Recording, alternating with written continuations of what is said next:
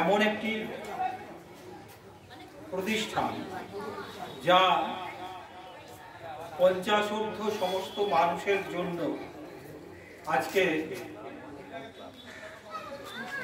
আপনাদের সামনে উপস্থিত হয়েছেন, যাতে করে আপনাদের উপকারে আমরা আসতে পারি।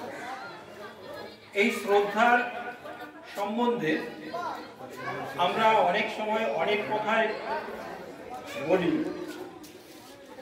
কিন্তু আপনারা যদি কবিতার আকারে শুনতে চান তাহলে তাকে একটু অন্যরকম ভাবে শুনতে হবে এবং বুঝতেও হবে। আমি কবিতার আকারে শ্রদ্ধার কিছু অভিব্যক্তি এখানে প্রকাশ করেছি।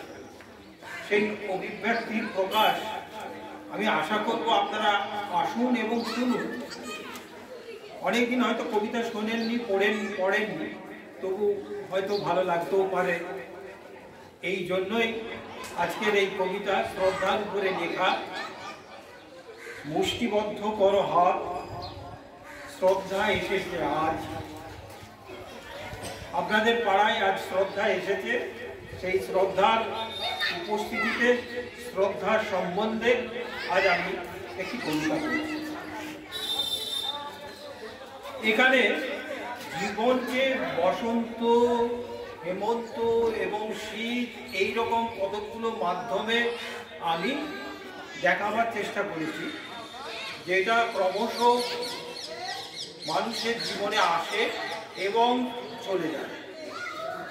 সেই রকম ভাবেই তার শুরুটা এইভাবেই হয়েছে। বসন্ত নিয়েছে বিদায়, বসন্ত নিয়েছে বিদায়, হেমন্ত করে যায় যায়। কবে আসে নির্মম শীত, বসে আছি তারই অপেক্ষায়। গাত্র চর্ম হয়েছে শিথিল, একে একে নিয়েছে বিদায় দন্তকুল। দৈত্যের মতো শীতের কুয়াশা ঢেকে দেয় চোখ, দেখি আবছা অন্ধকার। হাত থেকে চলে গেছে সমস্ত অধিকার, আঘাতে বিদ্রুপে এখন ধুলায় লুটিয়ে যায় জীবন। বেড়ে চলে দোষের খতিয়ান, মনুষ্যত্বের হয় অপমান, লজ্জায় মুখ ঢাকে স্বাভিমান। বয়সের ভার করেছে অশক্ত এখন, বয়সের ভার করেছে অশক্ত এখন। তাই শক্তিমান করে যায় তর্জন গর্জন। গোময় হাস্যময় পরিণাম ভেবে, গোময় হাস্যময় পরিণাম ভেবে একদিন লুব্জ দেহ সবাকার হবে। অন্ধকার কি দেখা যায় প্রদীপের নিচে? স্বার্থের লালসা রস এসে যায় লোভাতুর জিভে। যুগে যুগে ইতিহাস ফেলেছে নিঃশ্বাস, রক্তের সম্পর্ক তবু ভেঙেছে বিশ্বাস।